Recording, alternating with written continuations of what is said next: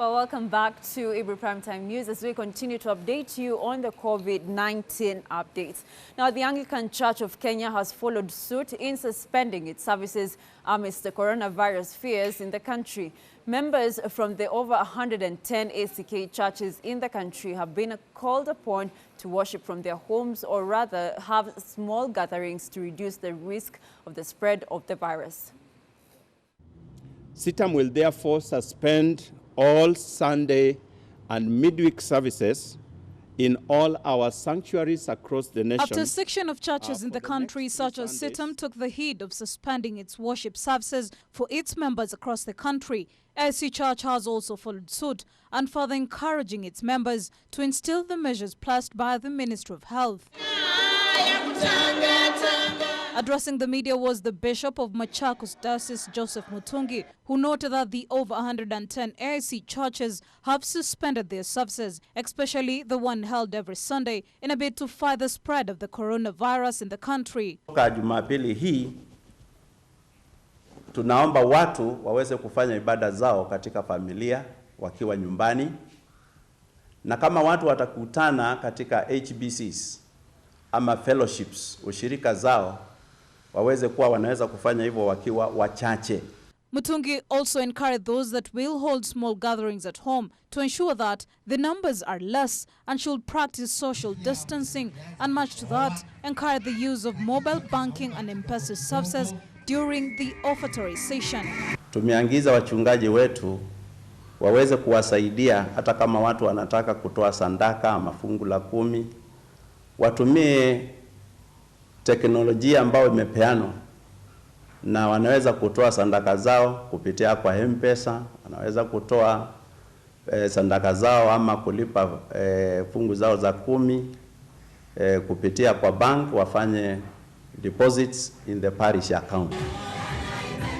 AC Church will, however, remain open despite the suspension of its services to the public, and only one individual will be allowed for those who will still seek to worship in the church. Kama kawaida makanisa hatuwezi kuifunga kabisa.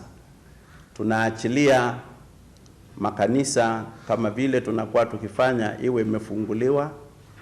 Yule yeyote ambaye anasikia ya kwamba anataka kuja kufanya maombi akiwa peke yake, basi yako na nafasi ya kufanya hivyo. So far, few churches across the country have followed the government's order of avoiding public gatherings in the country, with the Catholic Church remaining firm that they will not suspend their worship services to the public. Milia Kisenya for Ebru TV. Now, the Kisii Catholic Church has issued a raft of measures and guidelines that are to be adhered to during this unprecedented times where the world is grappling with the pandemic of coronavirus. Among the measures is suspension of adorations of blessed sacraments and convergence of large women groups on Thursdays. Take a look. Addressing the media at St. Vincent Pastoral Center in Kisii Town, Bishop Joseph Okemwa advised fathers, brothers and sisters to be careful as they administer to the congregation in churches. He suspended adoration of blessed sacraments and convergence of large women groups on Thursdays. We have the Blessed Sacrament and different groups in missions, especially women groups, come on Thursdays, and they come in big numbers. So we have to advise them to stay at home and send representatives if possible, because any crowd is a recipe for disaster. Bishop Okemwa also cancelled weddings and ordered postponement of them until further dates after the virus has been contained. What about funeral services? We cannot pretend that there is no danger. We advise families to involve their immediate family members who will strictly follow hygiene measures when they meet in funeral places. Those who want to eat can eat somewhere else, but cooking for a large group of people can also be dangerous. He discouraged large masses during Sunday masses, but instead advocated for small congregations. Other measures include families to only involve and incorporate immediate family members in funerals and social distancing to be observed during confessions. Masses attracting big crowds are to be avoided for now. Big crowds. Which priests would say mass every day, of course, but for small groups who will observe the directives that have been given: hygiene, sanitization, and washing of hands, not greeting one another, and so on. He further urged for cooperation from Christians in following the laid guidelines by the national government in preventing more cases of the deadly COVID-19 disease. Busara Naman for Ebru TV.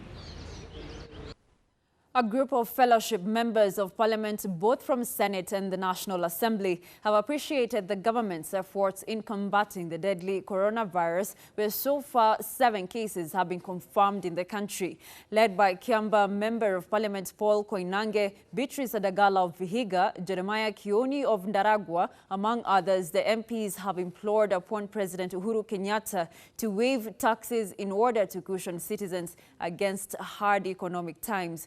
Our reporter Jeff Haemba is back again with more details. As coronavirus pandemic continues to hit so hard globally, President Uhuru Kenyatta will on Saturday lead the nation in prayers aimed at averting the deadly virus. A fellowship caucus comprising of the members of the parliament, both from the Senate and the National Assembly, appreciated the efforts by the head of state by providing prayer session. The leaders and organizers of the annual Kenya National Prayer Breakfast wish to add our voice to support the President in urging Kenyans to take this National Day of Prayer seriously. Mostly, it is for us to turn to God and ask God to really cleanse our heart. Because the problem, it is not praying, but the problem is the heart. So let every one of us pray. Let's forgive one another. The Kenya Parliamentary Prayer Fellowship Group, comprising of Paul Koinange of Kiamba, Jeremiah Kioni of Ndaragwa, Beatrice Adagala of Vihiga, Senator Margaret Kamaro of Wazingishu, Tekla Tum of Nandi, Edith Nyenza of Kitui West, among others, challenged the government for turning to God during calamities. Sisi kama wa Kenya tujiweke kwa maombi kwa sababu nchi yetu na dunia mzima imeingiliwa na janga la COVID-19, na tunasema hiyo yote tukiweka maombi Mungu ataweza kuturudia. And that is the problem we are having. We have a lot of wickedness as leaders, but we don't want to open our hearts so we can be able to be forgiven. And I can assure Kenyans, once we do that, God is going to heal this land of ours, and we will not have any problem as a nation. But Kioni challenged the Kenyan public servants against looting public money. Hii mambo ya kupora hata pesa ya hospitali.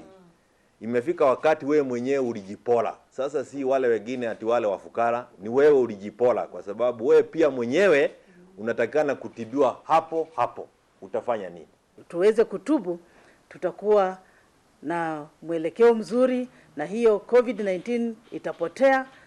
So it is a time that we are also, it's being demonstrated to us that you need to be accountable, responsible, integrity should be the hallmark. I would like to urge Kenyans also to run away from this misinformation that's coming out. We have a lot of fake news. Should the government announce a total lockdown, the members of the parliament say it will be prudent for the government to waive the taxes. And with the lockdown, opportunities will evaporate.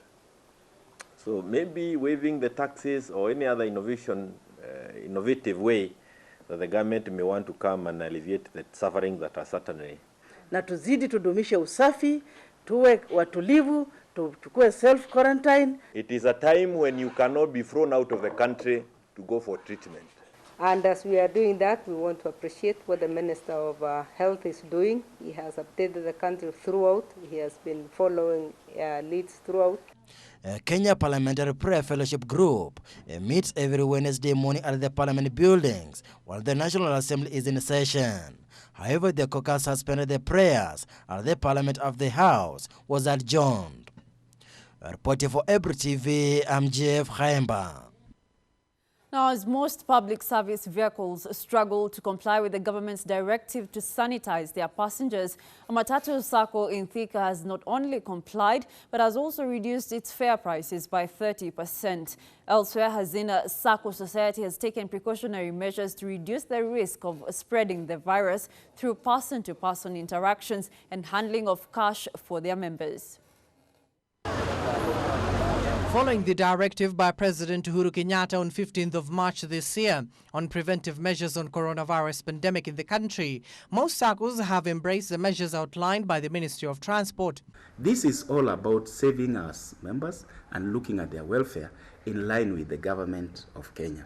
The board of directors have also been given the duty to ensure that they are part and parcel of information to our members and their family. The SACCO service delivery in response to coronavirus will be embraced. National Chairman of Hazina Sacco, Evans Kabigande, said they have increased their mobile transaction limits from 40,000 to 80,000 daily. To make sure that all queries are answered and all issues are also handled very promptly. Those of our members who have gotten their dividends and interest on deposits, they don't need to eat everything, especially at this point in time when we are not too sure about the future. The KTS Sacco that operates at White Lane Stage to Makogeni, Kiganjo, Landless, Kiandutu and Athena Estates has set up hand washing points fully equipped with sanitizers at all their stages. Hata wafanyikazi wetu wawe na usafi na pia hata tumewapunguzia bei kwa sababu ya hii mzigo ya kwamba kazi nyingi zimesimama. Vile vile tumeingia kwa mabasi kuangalia venye pia watu wanaweza kusanitize mikono zao ili kuangamiza janga hili. The Sacco, one of the largest in Thika town with over 200 matatus plying different routes, serve the most populous estates in town. It acts as the main pickup stage of passengers dropped from Nairobi terminus. Hizo sanitizers zikikuja hawa watu wapewe ndio waweze kuendeleza hiyo maneno wameanza, na ndio tungeomba hasa serikali kuu iangalie wananchi wakati kama huu, tuangaliliwe mabili za maji, watu wasikatiwe maji na hata stima, ndio watu waweze kupigana na hili janga la ugonjwa huu.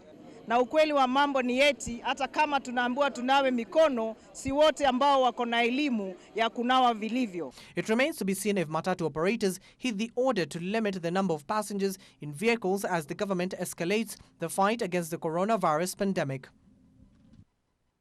As the global coronavirus outbreak continues to cause panic across the world, public and private tourism facilities in Mombasa County are taking prevention measures to combat the spread of the disease. Now, the National Museum of Kenya has ordered the closure of all of the historical Fort Jesus Museum in Mombasa and all other monuments in the coast region. The National Museum of Kenya and Monuments Assistant Director at the coast, Athman Hussein, said this will have a negative impact on National Museums of Kenya, but is a necessary move in order to protect the lives of not only its staff, but also nearby residents, visitors and stakeholders. Tumechukua lile agizo la serikali ambalo la kuweza kufunga hizi sehemu ambazo zinatembelewa na wananchi wa Kenya pamoja na wananchi wa kutoka nje ama wageni kutoka nje. Sisi inakuwa ni watu muhimu sana katika kuhakikisha kwamba janga hili ama ugonjwa huu hauenei. Hussein has confirmed that Fort Jesus Museum, which is a key tourist attraction site, and other monuments such as Vasco da Gama Pillar, Gede ruins in Malindi and Takwa ruins in Lamu will stay closed indefinitely. Peke yake ngome hii ama turathi hii, kuna Gede kule, tuko na ile turathi ya Gede, tuna Malindi, Pillar na kuna Lamu, tuko na turathi ya kimataifa ya Lamu ambao pia inapata wageni wengi. Tuna Kaya, hizi msitu ya kimataifa pia ambao kwamba yameorodhewa kama World Heritage Sites, na kuna sehemu nyingine kama Jumba, kuna Mnarani. Hizi sehemu zote tumezifunga kwa sababu zinapokea wageni wengi. Athman Hussein said the institution has also arranged for its employees to work in shifts to avoid physical contacts. And in the hospitality sector, Cyrock Beach Hotel General Manager Robert Kiri said the facility has been affected by travel cancellation by their clients from international market for a period of 1 month travel restrictions, which was issued by the government of Kenya. The spread of coronavirus have delivered a big hit to the country's tourism industry, with some hotels at the coast reporting occupancy rates of below 10%. A spot check in various hotels around the city of Mombasa showed most of the hotels has an average of 7% occupancy rate or less. We gotten cancellations from our source markets, which is in Europe. Mention Germany, Italy, Britain. Middle East, we got like Israel, those are our main markets. Tourism is among Kenya's leading foreign exchange earner, bringing in $1.56 billion, equivalent to 163.56 billion shillings. Mombasa County largely depends on tourism for its livelihood. And we've gotten cancellations for this month, so we are not also sure whether come April, because they are not cancellation per se, they are postponing. Reporting for Ebro TV, I'm Kaindo Stefano. Africa is likely to see higher numbers of coronavirus cases in coming weeks because of the likelihood that some are slipping through the net. This is according to the Africa Centers for Disease Control and Prevention body, which noted that the virus has multiplied in Africa more slowly than Asia or Europe, but 36 nations on the continent have now reported a total of more than 700 cases. Worldwide, the coronavirus has infected more than 227,000 people and killed more than 9,000. The head of the Africa Centers for Disease Control and Prevention, CDC, which is a branch of the African Union bloc, John Nkesakong, said the situation will get worse before it gets better because the chances are clear that people have slipped through. 2 more African countries, Chad and Niger, confirmed their first cases on Thursday as governments across the continent announced aggressive measures in the past 24 hours to restrict travel and close public spaces. Democratic Republic of Congo banned all flights from at-risk countries and ordered schools and restaurants to be closed. Mauritania decreed a nationwide curfew from 8 p.m. to 6 a.m. Chad and Djibouti ordered schools closed, as did Zimbabwe, which has not yet confirmed any cases. Nkesakong said the number of confirmed cases in Africa was expected to rise in coming days and such travel bans will delay but ultimately fail to contain the virus. He added that a U.S. company, Abbott Laboratories, a Swiss-based Roche Diagnostics, and a California-based company were all ramping up production as the testing could be rolled out quickly through existing HIV infrastructure. Currently, around 40 African countries can now test for the virus, up from just South Africa and Senegal at the start of February. WHO Africa is planning to help countries set up pop-up hospitals that could be equipped with ventilators and oxygen. In Kenya, which has 7 confirmed cases, the government, through the Health Minister Mutahi Kagwe, will start doing random screenings for the coronavirus. Busana Naman for Ebro TV. All right, time for us to take a very short break again. But when we come back, we'll be giving you more stories, including how farmers from Mwingi County have been lamenting about the lack of compensation after the locust infestations in the county. Don't go too far.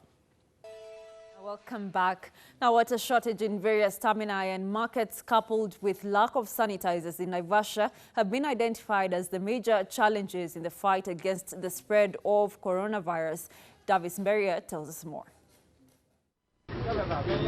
Various businesses, including those in matatu industry, have been adversely affected by corona outbreak, which has already killed thousands globally. Kwa hivyo kama kaunti wangekubali, governor wetu tu angesikia tu akubali wito wetu ama maombi yetu, atuletee tangi kubwa yenye iko na maji mingi.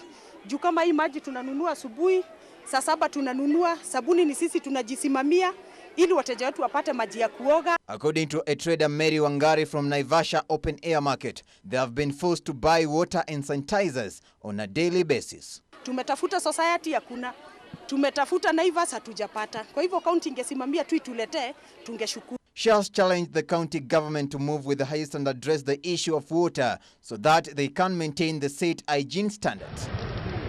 The sentiments have been echoed by another trader, Joseph Isaiah, who notes that water is critical in stopping the spread of the killer virus. Tunataka county itufikirie mambo ya dramu hapa, atunulie dramu hapa, ndio ile sababu ile shida tuko naye ni shida ya maji. Ndio maji iwe mingi kulingana na ile customer tunabeba hapa. Chairman of the Matatu Association in the town, Stephen Mungai, admits that the virus has left area residents in a fear mode. According to Mungai, the business has dropped sharply with the number of travelers going down since the week began. Hata ukiangalia katika town yetu, hata wasafiri wamepotea wote. Sababu kila watu wote wako manyumbani yao. Hata magari zetu ukiangalia they are all congested, zimejaa kwa stage kwa sababu wasafiri hatuna. Mungai attributes the drop in the number of passengers to the recent move by flower farms and hoteliers to reduce the number of their workers due to the crisis caused by the disease. Hakuna mtu tunakubalisha kuingia kwa gari kama hajaoshwa. Vile vile gari zetu tunaziosha. Na tunaziosha kwa umakini kabisa. Pia hata mandawa tumepata zingine za nguvu. So that hata hiyo smell yoyote isipatikane katika lile gari. A motorcycle operator Musa Murage has called for support from the county government, especially bus terminal and sections where the operators were based. Now, the ongoing rehabilitation of various informal settlements in Naivasha has left tens of area residents in pain and suffering due to damages caused on water pipes and electricity lines. An acute shortage of water has hit residents of Kabati and Site estates after the contractor involved cut off water pipes during the earthworks. Electricity poles have been left hanging, dangerously raising fears among area residents as the water and electricity companies pointed an accusing finger at the contractor. Under the World Bank project, Site, Kabati and County Council estates have benefited from road rehabilitation and expansion of the current drainage systems. Last week, county bulldozers brought down several structures constructed on road reserves and which were deemed to be blocking the rehabilitation project. According to Sophia Akinyi, water pipes to tens of homes had been cut off by the tractors, leading to a health crisis in the estates. Hii mchanga ya hapa tena ni nyepesi sana. Mtoto anaweza pita na ajikuta ameanguka ndani. Na hata waweki mahali pa kuzuia. Hawaweki yani kitu yani sijui nitasema aje ngazi ya kupitia. Hawaweki wanaacha tu hivyo. Bora weke tu karatasi ya red. Imetosha ati sasa watu wamese. Ati sasa kama mtu mwenye haelewi. Akinyi, who works in one of the flower farms, identified Kabati estate as the most affected, foreseeing a health disaster. Ukitoka pale kwa makemiko lazima ukuje uoge ung'are. Kama una maji utaoga aje, si utanuka makemicals bado. Na vile wanatuambia ikonora lazima tukue wasafi. Hatuna maji ya kung'ara. She added that they had been forced to buy water from vendors who had doubled their prices after learning that the residents had no other source of getting the commodity. Hassan Godana, an elder in the area, says they were living in fear after some electricity poles were left hanging dangerously. Efforts to contact KPLC to come and replace the poles were futile, putting the lives of many in danger. Wataadhirika kwa sababu hizi manyumba zote zimekuwa connected. Na ikishort obvious watu wengi watapata madhara. Na pia kuna malega kama hawa ambapo hawajui wakati wa hatari na wakati si hatari. The sentiments were echoed by another resident, Joseph Chule, who said that the high voltage power lines could collapse on their houses anytime. Vile hawa watu wa kutengeneza barabara walichimba hapa. Na pia hao tulijaribu kuambia wasikaribiane na posti sana, lakini hawakuwa wanatusikiliza. Hao wanaangalia kazi yao wanasema wameongea na watu wa Kenya Power, na watu wa Kenya Power nao bado hawajafika hata sasa. The Naivasha Water Company has already gone to court to compel the contractor to repair the damaged pipes which occurred during the ongoing works across the 3 estates. Now, Mwingi farmers have raised concern over the lack of compensation over crop loss occasioned by locust invasion. The farmers say the government had promised to do so. Have a look. According to the farmers, they reported to their area chiefs and their names taken down for compensation. But interestingly, they say the chiefs did not assess their destroyed farms to come up with an estimate of what they are going to be given. Wakati wa ile zingine za kitambo ile kubwa walikuwa tuambia wale wamekuliwa hizo nzinge waende waandikishe kwa huko waandikishe. Sasa tunawahitaji tu waendelee na kuspray na waendelee na kutusaidia, njoo walikuwa wametuambia tuandikishe watusaidie. Mimi naotesha vitu ya gharama sana. Kama mbegu ile umeona hapa ya nyanya nikiweka ni ya 34,000, only 100 grams ni 34,000. Sasa nikiweka hiyo ni chini alafu hiyo nzige ikuje ikule, unajua hiyo ni hasara. Sasa ndio sababu sifanyi nini naotesha tu hivi nikiwa naongopa. According to Elizabeth Mudhoka from Mumoni Ward, they have already started preparing their farms for the next season, which they say will complicate the assessment exercise by the government. Sasa hawa wakisiprayiwa hiyo ndawa wanaendelea tu kwa wengine wanakuja. Hao wengine walitukulia hiyo chakula tumepanda. Hao wengine wanakuja na wao wanakula hizi zingine tunataka kupanda, hata hatupandi. Kwa sababu tukipanda hao zinge ndio ndogo hao wanakula zaidi ya wale wengine. Hizi nzige wakati zimekuja zimeni affect. Sababu sinakula ni nasari yangu, sinakula kila kitu tu yote hiyo nimepanda nakula ni kwa shamba. Na sijapata any compensation ya county wala ya serikali kuu. Elizabeth says that as they wait patiently for the compensation promised to them by Agriculture CS Peter Munya when he visited the area, they have decided to plant to avoid losing from both sides. Rose Mwende from Tharaka Nithi Ward say that the government did not compensate them for the crop losses last season, and now they don't have enough money to purchase seeds to plant during the next season. The farmers are now asking the government to compensate them so that they may be able to gain stability and continue farming. All right, time for us to take a look at the world of sports. Veteran Kenyan Premier League coach Henry Omino passed away this morning at a Kisumu hospital after succumbing to cancer. Omino, who has been in Kenyan football circles for a long period, previously coached Kisumu Posta, Agrochemical, Western Steamer, and lately Kisumu All-Stars that was promoted to the Premier League this season. He has scouted and produced top-class players who went on to represent the country under the youth and national team levels.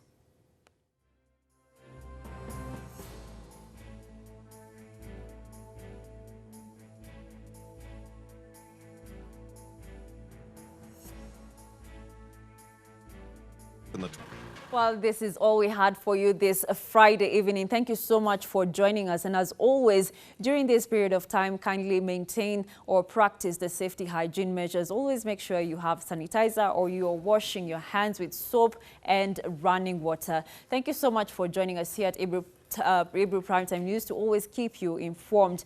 My name is Diana Rachel Mbugua. Our sign language interpreter for tonight has been Joyce Wairimu. Do have yourselves a lovely night and a fantastic weekend ahead.